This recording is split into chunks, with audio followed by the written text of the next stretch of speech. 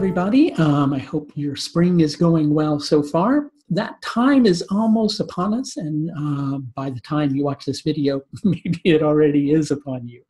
And what time am I talking about? I'm talking about that time where everybody gets to blame everything wrong in their life on one particular planet. You know, really on a certain level, Mercury should be called the scapegoat of the zodiac. It's, you know, sometimes it's Saturn, but whenever Mercury's retrograde, everybody just loves to blame everything on Mercury retrograde, right? And people have absolutely the wrong idea about Mercury retrograde cycles. So is it a bad time for you to sign contracts? Well, no, actually, sometimes it actually might be a good time for you to sign a contract.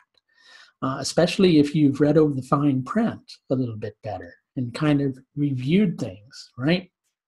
Is your computer going to malfunction?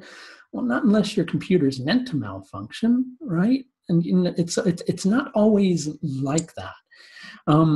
During Mercury retrograde period, you see, we're so used to Mercury moving forward the majority of the time that we are so used to the more externalized form of Mercury. So Mercury communicating, Mercury getting the details, you know, right, or always just naturally knowing the details, things along those lines. That when Mercury goes retrograde, we begin to have a little bit of a hard time with it. But Mercury is actually very positive when it's retrograde because it gives us an opportunity to review. It's not that Mercury is, you know, screwing things up in our life when it turns retrograde. It's just kind of asking us to use Mercury in a different manner, you see. So rather than being more communicative, rather than being more expressive externally, rather than putting your ideas forward more externally. Instead, it's about doing all those things internally. So let's take ideas. You know, how would you deal with ideas on an internal manner? Well, you might reflect upon your ideas. You might try to, rather than brainstorm an idea, you might try to intuit an idea.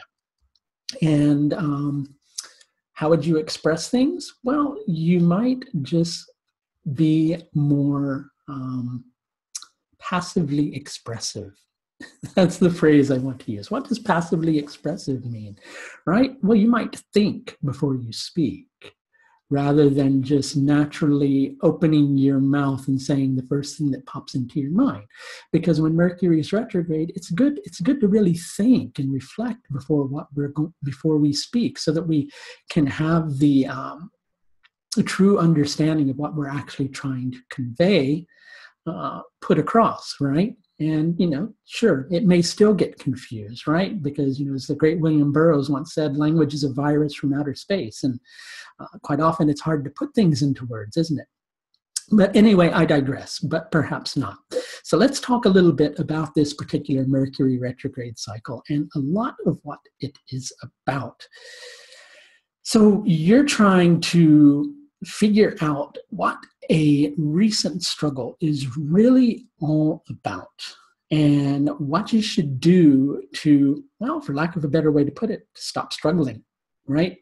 But you don't want to just go, okay, well, you know, so I want to stop struggling, so I'm just going to do anything. You've tried that approach. That doesn't really work, right? All it leaves you doing is kind of grasping at straws and maybe even potentially finding that you're struggling a little bit more.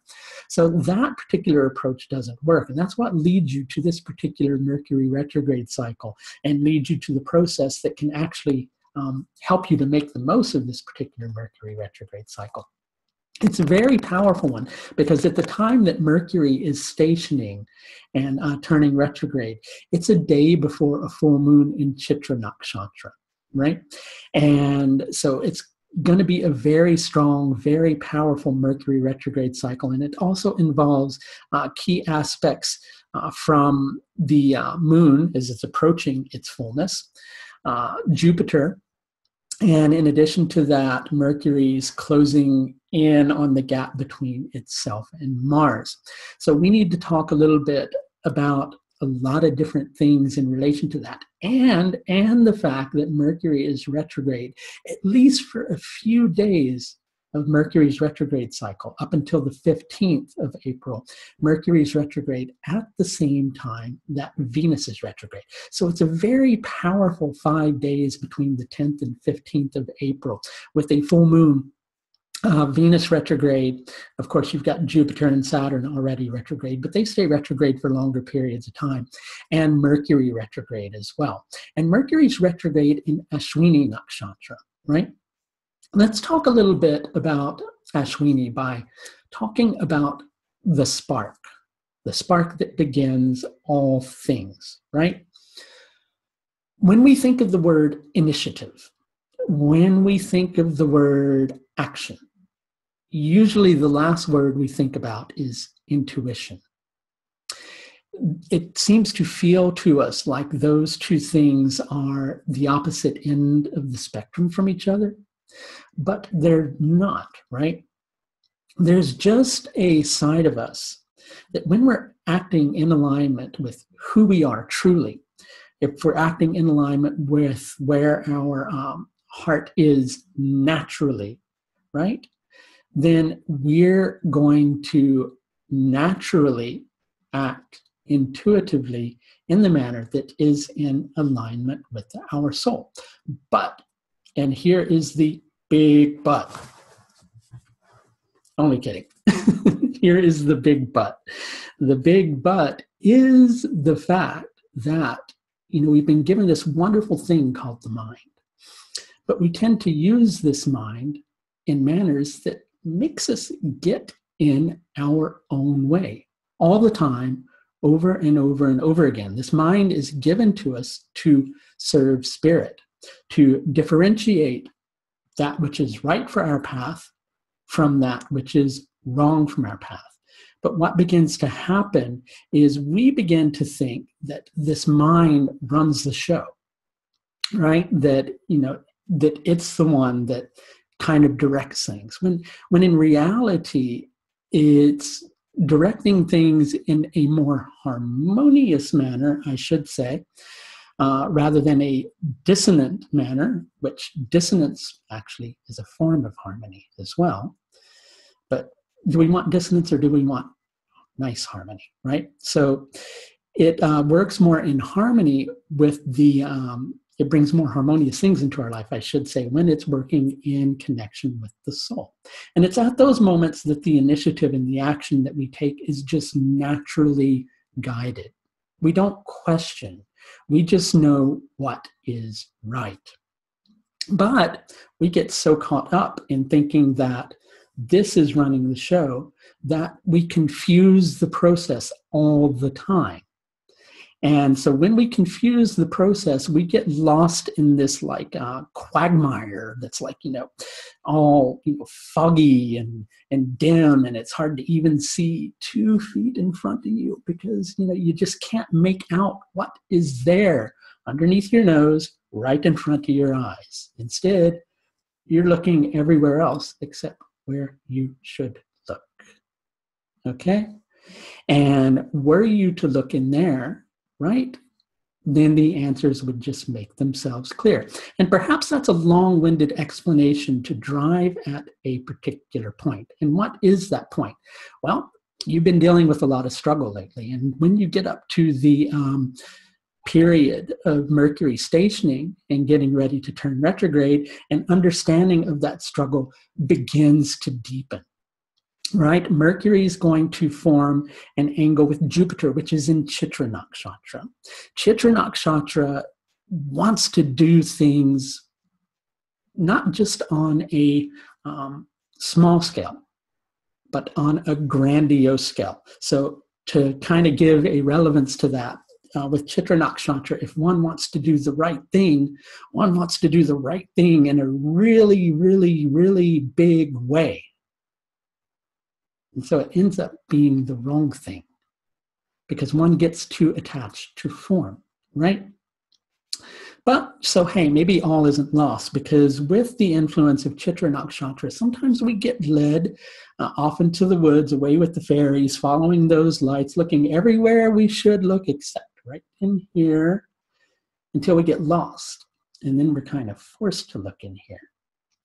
And so part of that process is beginning to happen for you as an individual. Now, in addition to that, as I said, Mercury, prior to it turning retrograde, has been closing in on Mars. So at the time of Mercury stationing, it's, close enough to Mars for there to be very powerful influence going on between those two planets. Not as powerful as if they were sitting right on top of each other, granted, but close enough. Mars is in Kritika Nakshatra.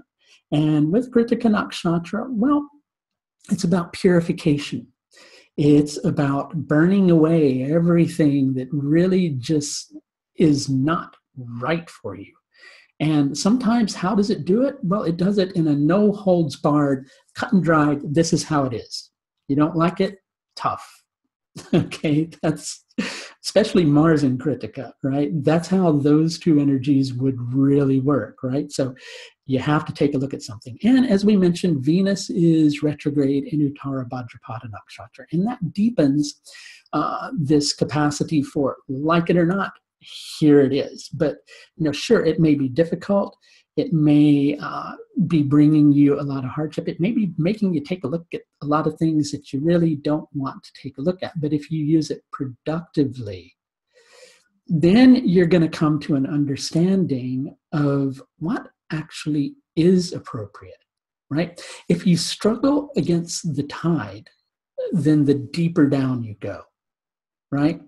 But if you let impulse just naturally come to you without trying to push it, without trying to brainstorm it, instead just allowing it to naturally come to you, then if you take a step, that step leads you in the wrong direction, then hey, maybe you were meant to go in the wrong direction because it actually leads you in the right direction that eventually points you to where you ultimately do need to go.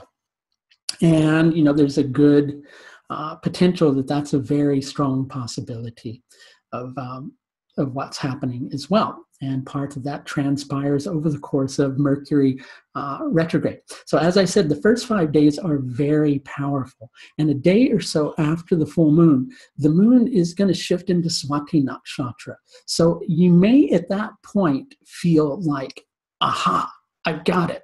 Let's do this, that, the other thing. This is the direction I need to go. By all means, go in that direction. It will be self-directed, but be aware that that may not be the ultimate goal or the ultimate solution for the problem that you're dealing with. Because when it comes to Ashwini Nakshatra, it's always looking for a solution. But it wants a solution rather quickly because it is that primal spark of all things, right? So with Mercury retrograde, you're going to kind of be going through a whole process of going, what is right? What is dharmic? What is true to my heart? What actually is the right thing to do in order to shift a situation that's just been creating too much damn struggle for too long on, finally. And you may come to a closer understanding by the time that we approach the new moon. I don't have that date in front of me. I think the 25th or the 26th of April, which will be in Bharani Nakshatra.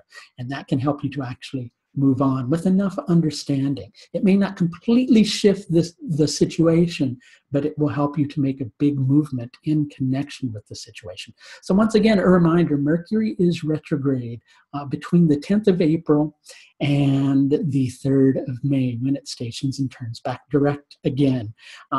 Basically, a day after Mercury stations retrograde, we've got a very powerful full moon that will be in Chitra Nakshatra, right? So things begin to come to you, I would say, probably around the 11th and the 12th of a good step that you need to take in the appropriate direction in order to resolve the situation that you personally are dealing with. What is that situation? That's going to depend on where Mercury rules in your chart, where Mercury is stationing and going direct in your chart.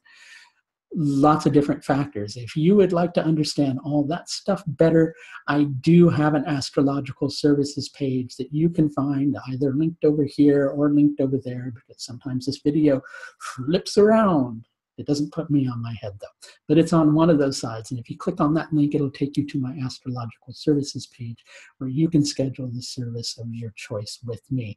And also, just to let you know, an approaching class on Rahu and Ketu starting the 7th of May.